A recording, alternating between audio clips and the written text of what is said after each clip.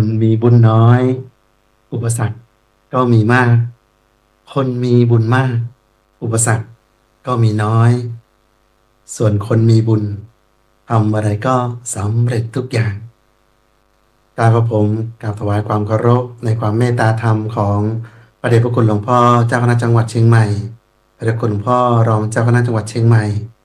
พระมหาเถรานุเถระทุกรูปโดยเฉพาะพระอาจารย์ท่านพระครูโสพลปริยัติด็อกเตอร์เลขานุการรองเจ้าคณะจังหวัดเชียงใหม่เลขานุการโครงการหมู่บ้านรักษาศีลห้าหนเหนือและก็พระเถรานุเถระทุกรูปด้วยความเคารพอย่างยิ่งครับวันนี้รายการธรรมารับอรุณเติมบุญตัดกรรมกับพระอาจารย์กล้าธรรมโชติสิโปประธานที่พักสงฆ์ทุดงคสถานนครสวรรค์ตำบลหัวถนนอำเภอท่าตะโกจังหวัดนครสวรรค์วันนี้มีเรื่องราวดีๆมาฝากนะครับในรายการธรรมารับอรุณในเช้าวันอังคารที่จะถึงนี้นะครับวันนี้ก็เป็นบุญใหญ่เป็นบุญที่อัศจรรย์ที่จะบังเกิดขึ้นที่ผ่านมาแล้วก็จะเกิดขึ้นในอนาคตก่อนอื่นก็เอาบุญจัดโครงการปฏิบัติธรรมนะครับเพราะสังฆาธิการ8จังหวัดภาคเหนือที่วัดบ้านขุนโรงเรียนเตรียมพุทธศาสตร์แล้วก็เอาบุญจัดตักบาตร10,000 รูปโคราชเอาบุญมาฝากแล้วสร้างบารมีปุ้ยบุญทุกท่านนะครับสาธุนะครับแล้วก็บุญทุกบุญเนาะที่พระอาจารย์แต่ละรูปครูพระสอนศีลธรรมนะครับหรือว่าพระอาจารย์นะในรายการธรรมารับอรุณของเราได้ไปออกไปทำหน้าที่ทั้งภายในและต่างประเทศทุกภูมิภาคทั่วโลกซึ่งแต่ละรูปก็มีภารกิจทางพุทธศาสนาอีกหลายด้านและการธรรมะรับอรุณในวันนี้ก็ถือว่าได้มาคุยกันสบายๆนะสไตล์ธรรมะนะตอนเช้าก่อนไปทำงานใครไปทำงานนะไปส่งลูกไปเรียนนะครับก็สบายๆฟังธรรมะเพลินๆไปมีอะไรก็ติดแข้งติดขาเอาไว้ใช้ในชีวิตประจำวันด้วยเพราะว่าสิ่งที่มันเกิดขึ้นในวันนี้ก็ไม่ใช่เรื่องง่ายๆนะครับที่เราทุกคนที่เกิดมาเป็นมนุษย์ได้พบพระพุทธศาสนาและก็บุญจากการที่เราได้เกิดมาเป็นคนแล้วทำไงชีวิตเราจะมีคุณค่ามีความหมายนะครับคำว่าบุญมีบุญสำเร็จทุกอย่างคืออะไรนะมีบุญสำเร็จทุกอย่างคือว่าถ้าเรามีบุญมากแล้วทุกสิ่งทุกอย่างที่ปรารถนาเอาไว้ก็สำเร็จใครมาขวางไม่ได้ด้วยอำนาจของบุญโอ้โหดูนะใครมาขวางไม่ได้เพราะอำนาจของบุญเพราะว่าบุญจากการให้ทานบุญจากการรักษาศีลบุญจากการเจริญสมาธิภาวนาเช่นนะครับวันอาทิตย์ที่ผ่านมานี่นะครับก็จะตักบาตร10,000 รูปนะครับคณะสงฆ์หลายหมื่นรูปมารวมตัวกันไม่ว่าจะเป็นฝ่ายธรรมยุทธฝ่ายมหานิกายนะครับทั้งภายในและต่างประเทศได้มารวมตัวกันสร้างบุญใหญ่นะครับในเมืองโคราชซึ่งแล้วก็ที่ผ่านมานะครับทุกพื้นที่ก็ได้เอาข้าวสารอาหารแห้งเนี่ยไปเกื้อกูลนะครับพุทธบุตรใน4จังหวัดชายแดนภาคใต้323 วัด4จังหวัดชายแดนภาคใต้ท่านมีเรียกว่ามีกำลังใจสูงส่งเข้มแข็งในการหยัดสู้ฟื้นฟูพระพุทธศาสนาในภาคใต้ก็ดีในภาคอีสานก็ดีนะเพราะว่าภาวะนี้ภาวะเศรษฐกิจตกต่ำภาวะสงครามข้าวยากหมากแพงก็ทุกคนต้องการกำลังใจนะครับเห็นไหมภาพ1 ภาพแทนคำล้านคำนะภาพนี้เหลืองอลามยาวเป็นกิโลไม่ใช่ซอยเดียวนะครับอันนี้คือแนวกลางพอคณะสงฆ์แปรแถวออกไปเป็นรูปตัวทีเข้าไปทุกซอกทุกซอยไปโปรดญาติโยมเห็นแล้วนี่แหละคือสันติภาพที่จะเกิดขึ้นในจิตใจของญาติโยมเหมือนกันกับทุกเช้านะอยากให้ผู้มีบุญที่ได้ฟังรายการธรรมารับอรุณเนี่ยเช้าใดเรา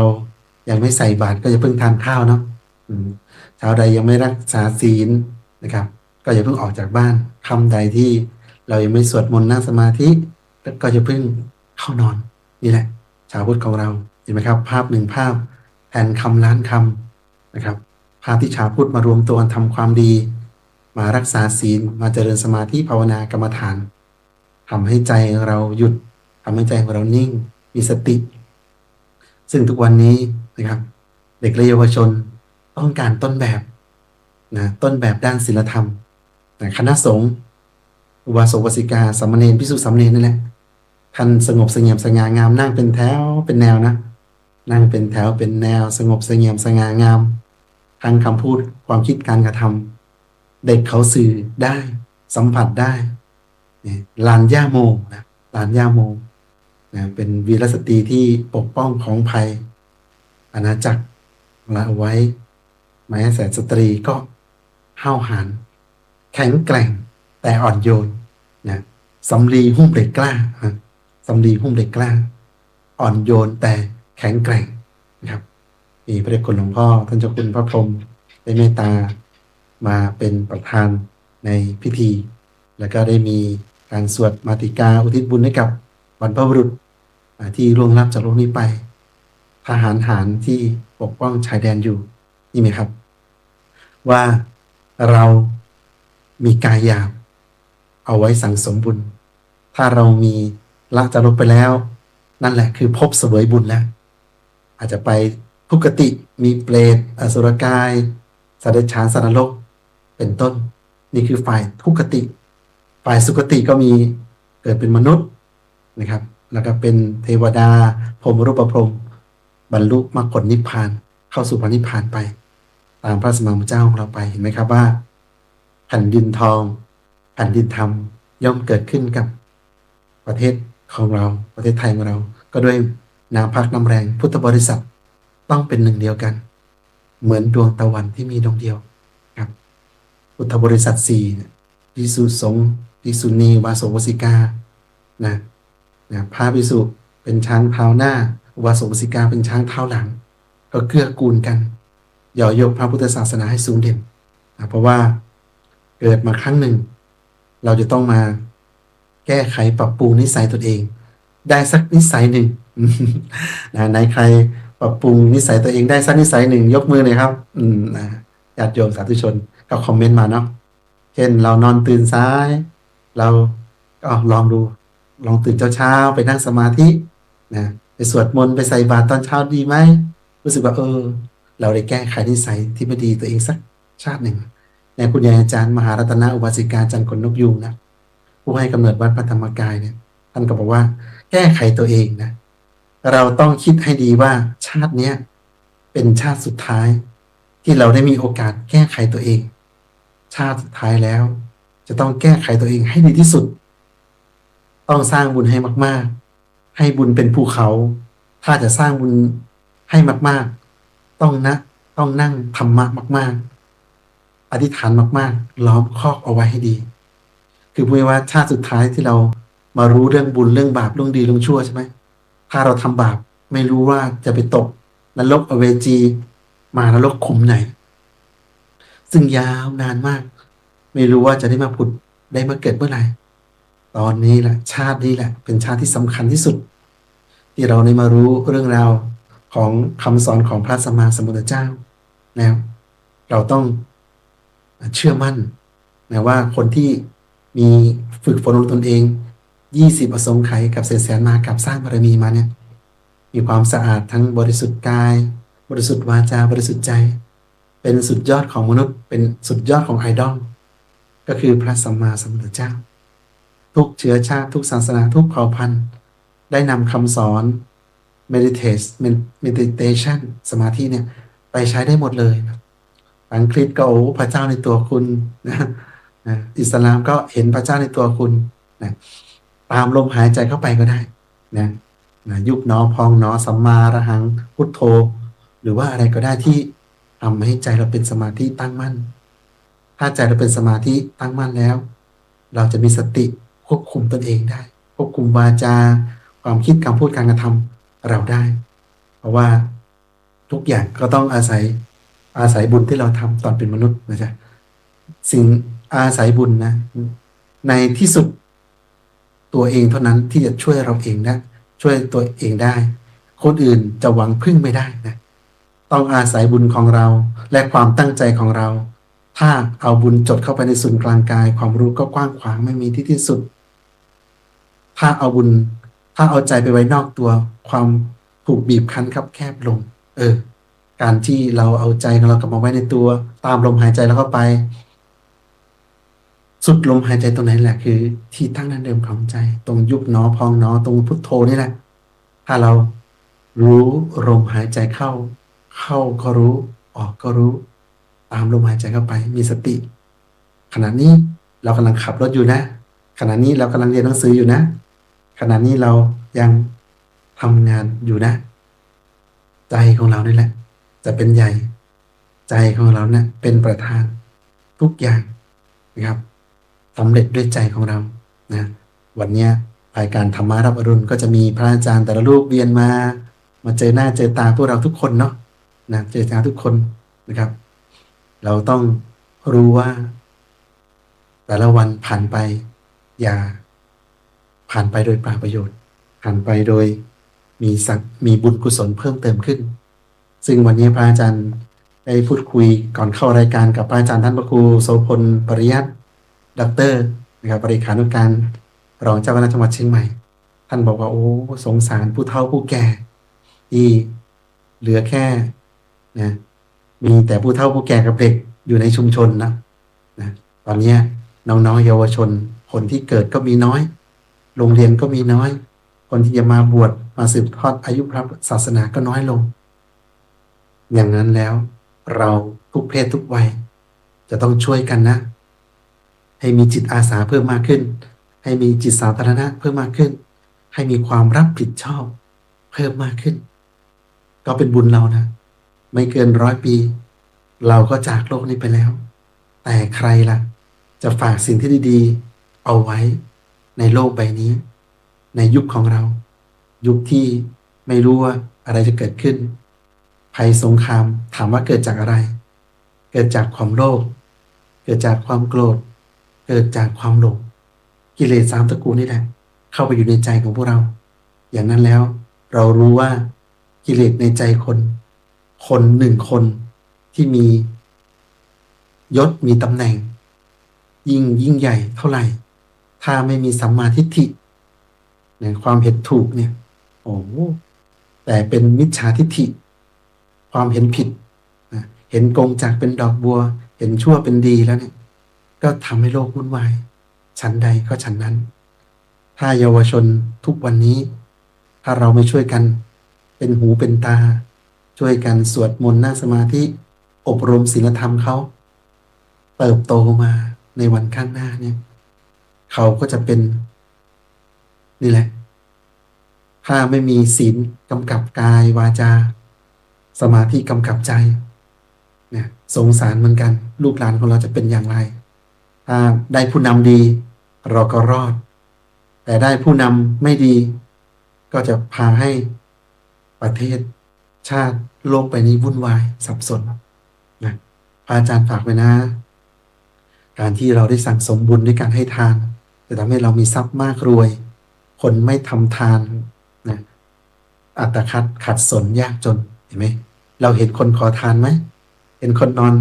ใต้สะพานลอยไหมถามว่าที่ดินเยอะไหมในโลกใบนี้โอ้โหทั่วโลกเนาะแต่ว่าไม่มีแค่ที่ตัวเองนอนเท่าฝ่ามือเมติก็ไม่มีเป็นของตัวเองต้องไปเช่าคนอื่นอยู่ต้องไปนอนใต้สะพานลอยเห็นไหมไม่เคยทำบุญทำทานเรื่องสร้างโบสถ์สร้างศาลาสร้างวิหารซื้อที่ดินถวายวัดหรือว่าศาสนาสงเคราะห์ไม่เคยทำเกิดมาพบชาตินี้ก็เลยโหยากจนข้นแค้นนะเนี่ยแล้วก็ไม่ทำบุญทำทานก็ไม่ว่านะไปขวางคนอื่นทำบุญทำทานอีกโอ้โหเลยเกิดมาเป็นหญิงจันทานเลยนะเกิดมาเป็นมหาทุกขตาอย่างนี้แล้วก็ไม่คุ้มเกิดมาเราต้องทำบุญทำทานอย่างน้อยก็ให้นะรอยยิ้มนะให้ความเบิกบานให้ความไว้วางใจใช่ไหมให้อามิสทานให้ของจะเร็วหน่อยนะให้ยากสุดคืออภัยทานนะ นะอภัยทานโยมเราเขาด่าว่าเราไม่ผูกโกรธเนี่ยนี่ยากมากเลยนะให้อภัยทานเนี่ยนะให้อามิตรให้สิ่งของเนี่ยให้วัตถุเป็นทานให้อภัยทานให้วิทยาทานได้หมดเลยนะทานให้กับคนทุศีลให้กับโจรเนี่ยยังโหให้กับสัตว์เดรัจฉานยังได้100 ชาติพันชาติเนี่ยให้คนทุศีลอีกได้ตามลำดับมาเลยนะ คนมีศีลคนบรรลุธรรมเป็นพระริยเจ้าพระอรหันต์ให้พระสมมาพุทธเจ้าให้พระปัจเจกพุทธเจ้ายังไม่เท่าเราเอาใจเราถวายเป็นมหาสังฆทานเลยเห็นไหมเราจะเอาใจของเราใหญ่ๆเลยถวายมหาสังฆทานเราไม่ปาติบุคลิกทานนะจำเพาะเจาะจงภิกษุใดภิกษุรูปหนึ่งไม่เราจะเอาบุญใหญ่นะเพราะว่านะคำสอนของครูบาอาจารย์บอกว่าทำอย่างไรได้อย่างนั้นนะคนเราจะหนีสิ่งที่ตนเองทำไว้ไม่ได้ จะวิ่งหนีบุญก็หนีไม่พ้นจะวิ่งหนีบาปก็หนีไม่พ้นเพราะบุญและบาปติดที่ศูนย์กลางกายก็คือดวงบุญดวงบาปในตัวเราเนี่ยของเราไปเลยจะหนีอย่างไรก็หนีไม่พ้นแน่นอนใครสั่งสมอย่างไรก็ได้ผลอย่างนั้นนะโอ้เห็นไหมใครสั่งสมอย่างไรก็ได้ผลอย่างนั้นนี่คือการสั่งสมบุญนะทานก็จะทำให้เรารวยรักษาศีลจะทำให้เราหล่อเราสวยไม่ตายก่อนวัยอันสมควรเห็นไหมสั่งสมบาปก็ได้บาปสั่งสมบุญก็ได้บุญติดตามตัวเราไปเห็นไหมครับว่าสิ่งที่เราทำทุกวันนี้เป็นบุญหรือเป็นบาปนะเป็นเขาเรียกว่าเป็นสิ่งที่กุศลหรืออกุศลเราต้องเลือกดูเลือกทำเพราะว่าชีวิตเราพระสมมาพุทธเจ้าอุปมาเหมือนหยดน้ำค้างปลายยอดหญ้าพอต้องแสงอาทิตย์อุทัยหยดน้ำนั้นก็เหือดแห้งหายไปฉันใดชีวิตเราก็เหมือนกันนะครับเจอกันตอนเช้าตอนบ่ายเรียกว่าเจอกันตอนเช้าตอนสายอาจจะไม่เจอเจอกันตอนสายตอนบ่ายอาจจะไม่เจอเจอกันตอนบ่ายตอนค่ำอาจจะไม่เจอเจอกันตอนบ่ายตอนค่ำหรือดึกอาจจะไม่เจอเพราะว่าความตายไม่มีนิมิตหมายไม่รู้วันตายไม่รู้สถานที่ตายแต่ทุกคนต้องตายตายยังไงล่ะให้เป็นตำนานตายยังไงล่ะให้โลกใบนี้จดจำคุณงามความดีของเราไว้ถ้าเราตายไปแล้วมีใครเอากระดูกเราไปนอนกอดไหม เอากระดูกไปเผาถ่านได้ไหมแม้แต่กระดูกนะก็ไม่มีคนอยากจะเอากลับบ้านไปฝากไว้กำแพงวัดนั่นเห็นไหมว่าถ้าเราตายแล้วไม่มีคุณงามความดีแม้แต่กระดูกก็ไม่มีค่ามีคุณค่าน้อยกว่าถ่านฟืนท่อนหนึ่งไม้ท่อนหนึ่งยังเอาไปเผาถ่านยังขายได้แต่กระดูกของคนคนหนึ่งเนี่ยไปกองกันโอ้กลัวอีกเด็กก็กลัวผีอีกเห็นไหมถ้าเป็นกระดูกพระสัมมาสัมพุทธเจ้าละพระบรมสารีริกธาตุเลยเนี่ยพระอรหันต์พระขีณาสพหรือหลวงปู่หลวงตาพระอริยสงฆ์โอ้ยเอากราบไหว้บูชาเลยเห็นไหมครับว่าคุณงามความดีของเราติดไปถึงกระดูกเลยติดไปถึงกระดูกเลยกระดูกคนที่มีความศักดิ์สิทธิ์กระดูกคนที่รักษาศีลเจริญสมาธิภาวนาบุคคลที่เสียสละเพื่อชุมชนเขาสร้างอนุสาวรีย์ให้เลยนะสร้างอนุสาวรีย์ให้เลยนี่คืออนุสาวรีย์ของผู้กล้าอนุสาวรีย์ของวีรบุรุษอนุสาวรีย์ของพระเดชคุณหลวงพ่อหลวงพี่หลวงตารูปนี้นะพ่อแก่วัดหัววัดเห็นไหมนี่คือคุณงามความดีที่บุคคลคนหนึ่งได้กระทำเอาไว้ในโลกใบนี้อาจารย์ฝากไว้นะพวกเราทุกคนเหมือนกันเราอย่าคิดว่าตัวเองเป็นเด็กๆเราคิดว่าตัวเองไม่มีความรู้ความสามารถอย่าคิดว่าเราแก่แล้วอย่าคิดอย่างนั้นนะเรานั่นแหละคือบุคคลประวัติศาสตร์เรานั่นแหละคือบุคคลสำคัญของโลกเรานั่นแหละที่จะเปลี่ยนแปลงโลกใบนี้ได้นะครับพระอาจารย์ขอเสกเลยนะโอมเพียง เสกพวกเราทุกคนเลยนะ ไม่ว่าจะเป็นพระอาจารย์พระภิกษุสงฆ์สามเณรอุบาสกอุบาสิกาพระหนุ่มเนนน้อยทุกคนนะพระอาจารย์ขอเสกเลยว่าให้พวกเราทุกคนคือผู้นำฟื้นฟูศีลธรรมโลกผู้นำที่จะปกป้องพ้องภัยพระพุทธศาสนา ผู้นำที่จะเอาคำสอนของพระสัมมาสัมพุทธเจ้าไปทั่วโลกนะครับ ให้ทุกคนได้พบความสุขภายใน เพราะว่าหน้าที่สำคัญที่สุดในพระไตรปิฎกในปริพันธ์สูตรก็คือต้องหน้าที่ของชาวพุทธคือศึกษาธรรมปฏิบัติธรรมอะไรครับเผยแผ่ธรรมแล้วก็ปกป้องธรรมจำได้ไหมครับในพระไตรปิฎกในพระไตรปิฎกในมหาปริพันธ์สูตรพระองค์ให้หน้าที่ของชาวพุทธไว้4ประการคือ1เราต้องศึกษาธรรมะนะในภาคปริยัตินั่นเองนะไม่ว่าจะเป็นนักธรรมธรรมศึกษาพระบาลีก็ตามนะต้องศึกษาธรรมแล้วก็ประพฤติปฏิบัติธรรมก็คือปฏิบัติธรรมกรรมฐานเอาใจของเรามาไว้ในตัวยุบหนอพองหนอพุทโธสัมมาอรหังอะไรก็ได้ที่ทำให้ใจเราหยุดนิ่งแล้วก็ปกป้องธรรมใครมาโจมตีมาทำลายศาสนาเราไม่ได้เราต้องช่วยกันเป็นปากเป็นเสียงเป็นทนายแก้ตายให้กับพุทธศาสนาและสุดท้ายคือนะครับเผยแผ่ธรรมเช่นวันนี้พระอาจารย์กล้าธรรมโชติสิโปประธานศูนย์ส่งเสริมศีลธรรมจังหวัดนครสวรรค์และประธานสงฆ์ทุดงคสถานนครสวรรค์ที่พระอาจารย์อยู่นี่65 ไร่เลยนะถ้าใครมาเส้นตากฟ้าตาคีเส้นเดียวกันกับวัดตากฟ้าพระรามหลวงเนี่ยก็แวะมาเยี่ยมชมมีสระน้ำสวยงามนะมีโอกาสจะได้ให้พระอาจารย์ท่านพระครูโสพลปริยัติด็อกเตอร์นี่มีโอกาสเอาภาพบรรยากาศเดี๋ยวมีโอกาสจะเอาภาพบรรยากาศประมวลภาพของศูนย์ส่งกลับถวายพระอาจารย์ท่านเมตตาได้เปิดรายการต่างๆให้ชมดูว่าที่พระอาจารย์อยู่นี้มีอบรมบวชพระบวชเนรทุกปีละ100 กว่ารูปอบรมปฏิบัติธรรมธุดงค์แก้วรุ่นละ30-40 คนประจำทุกเดือนมีการกิจกรรมงานบุญให้ทุกคนได้มาสั่งสมบุญบวชพระเข้าพรรษาบวชพระในวาระต่างๆเฉลิมพระเกียรตินะครับในหลวงของเราแล้วก็ตามวาระต่างๆเพื่อที่จะจันลงพระพุทธศาสนาอบรมคนให้เป็นคนดีเห็นไหมครับถ้าเราไม่เหนื่อยเราจะเอาบารมีมาจากไหนเหนื่อยยังไงเหนื่อยให้คุ้มเหนื่อยสร้างบารมีสิควรเหนื่อยนี่คือโอวาทของพระเดชพระคุณหลวงพ่อมัชโยผู้เป็นองค์ประถม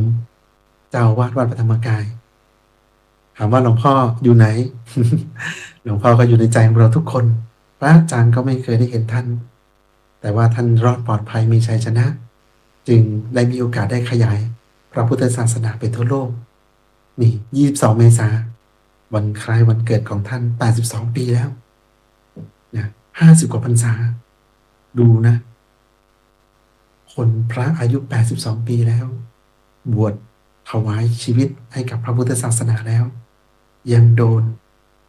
ทุกสิ่งทุกอย่างขนาดนี้แม้แต่พระสัมมาสัมพุทธเจ้าผู้เป็นนาถของโลกผู้เป็นเขาเรียกว่ารู้แจ้งโลกเป็นบุคคลเป็นบรมครูของมนุษย์เทวดาทั้งหลายเป็นสารถีผู้ฝึกบุรุษไม่มีใครอื่นยิ่งกว่าแม้แต่พระสัมมาสัมพุทธเจ้ายังโดนเลยโดนจ้างมาด่าตั้ง7 วัน 7 คืนโดนนายขมังธนูซุ่มยิงโดนกิ้งหินทับจนห่อพระโลหิตพระสัมมาสัมพุทธเจ้าก็โดนมาเยอะแล้วถ้าเราเป็นลูกพระพุทธเจ้าเราจะต้องเอาพ่อเป็นหลักว่าท่านไม่ท้อไม่ถอยหยัดสู้ฟื้นฟูพระพุทธศาสนานี่วันนี้คณะสงฆ์จึงลุกขึ้นมาทำรายการจัดรายการธรรมะรับอรุณนะครับทำเป็นทีม ทำกันเป็นทีมนะไพปัสสนาจารย์นะไม่ว่าจะเป็นไพปัสสนาจารย์ทุกรุ่นนะพระอาจารย์ก็ในเมตตาธรรมของพระเดชคุณหลวงพ่อพระพรหมมงคลศิริมังคโลนะลูกศิษย์วัด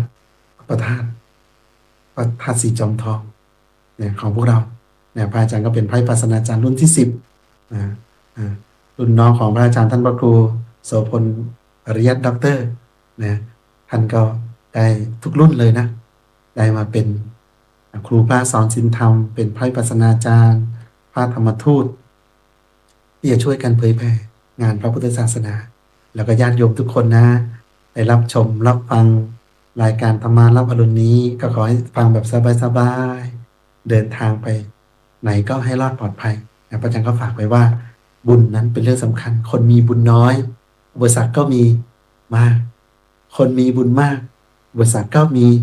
น้อยนะส่วนคนมีบุญนะทำอะไรก็สำเร็จทุกอย่างถามว่าบุญเนี่ยบุญกิริยาวัตถุ10ประการก็ได้ย่อๆเหลือแค่ทานศีลภาวนาเนี่ยบุญจากการให้ทานเราจะรวยทรัพย์ภพชาตินี้ภพชาติหน้าไม่อัดตะคัดและขัดสนรักษาศีลจะทำให้เรารู้เราหล่อเราสวยนะไม่ตายก่อนวัยสมควรเจริญสมาธิภาวนาจะทำให้เรามีสติมีดวงปัญญารู้อะไรบุญอะไรบาปอะไรดีอะไรชั่วอะไรควรไม่ควร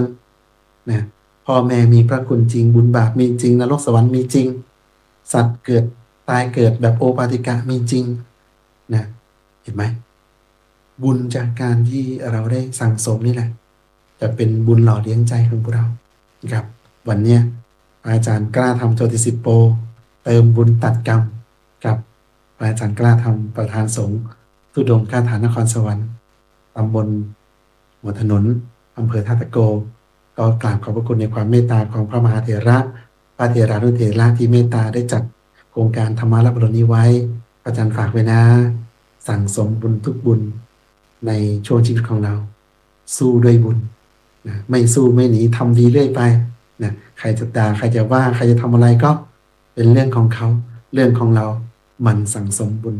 เติมบุญตัดกรรมวิบากกรรมก็จะจากเข้มข้นก็จะเจือจางก็หายไปได้ฉันได้บุญจากการที่เราเติมเหมือนกับน้ำอยู่เทเลติงยังเต็มตุ่มได้ฉันใดบุญก็เต็มเปี่ยมได้ฉันนั้นวันนี้ตาผมกราบขอบพระคุณในความเมตตาของพระมหาเถรานุเถระเป็นคุณหลวงพ่อเจ้าหน้าจังหวัดหลวงพ่อรองเจ้าหน้าจังหวัดเชียงใหม่แล้วก็พระอาจารย์พระมหาเถรานุเถระพระอาจารย์ท่านพระครูโสพลปริยัติด็อกเตอร์เป็นอย่างสูงอาจารย์เจริญพรยอดนักสร้างบารมีมาณโอกาสนี้ให้ทุกท่านแข็งแรงร่ำรวยใจใสเข้าถึงธรรมจงทุก